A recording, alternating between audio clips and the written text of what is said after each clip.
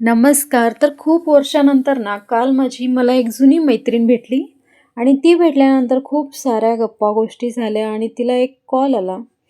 Call आल्यानंतर ती एकदम नर्वस झाली. म्हणजे मला तिच्या चेहऱ्यावरती ना, नाराजगी दिसली आणि मी तिला विचारलं, की "तू आत्ता किती हसत बोलत होती आणि अचानक तुला काय झालं? कॉल आल्यानंतर तू इतकी नाराज का झाली?"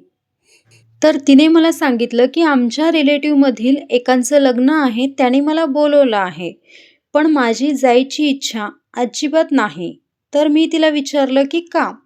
कारण 2 वर्षापूर्वी त्याने माझं खूप अपमान केलेला आहे आणि मला हर्ट केलेला आहे, त्यामुळे. तर मी तिला म्हटलं, की "2 वर्षापूर्वी झालेल्या गोष्टी अजूनही तुझ्या मनामध्ये आहेत? म्हणजे अजूनही तू त्यांना माफ केलेली नाही?"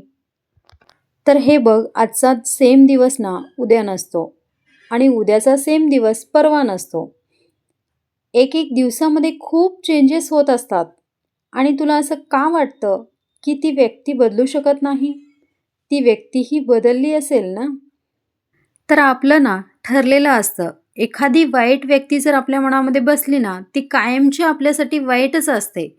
ती कितीही आपल्यासाठी चांगलं करण्याचा प्रयत्न केली असेल ना, तर आपण त्यांच्यावरती लेबल लावून टाकतो, की ती वाईट व्यक्ती आहे. तर नाही. काळानुसार व्यक्ती बदलत असतात.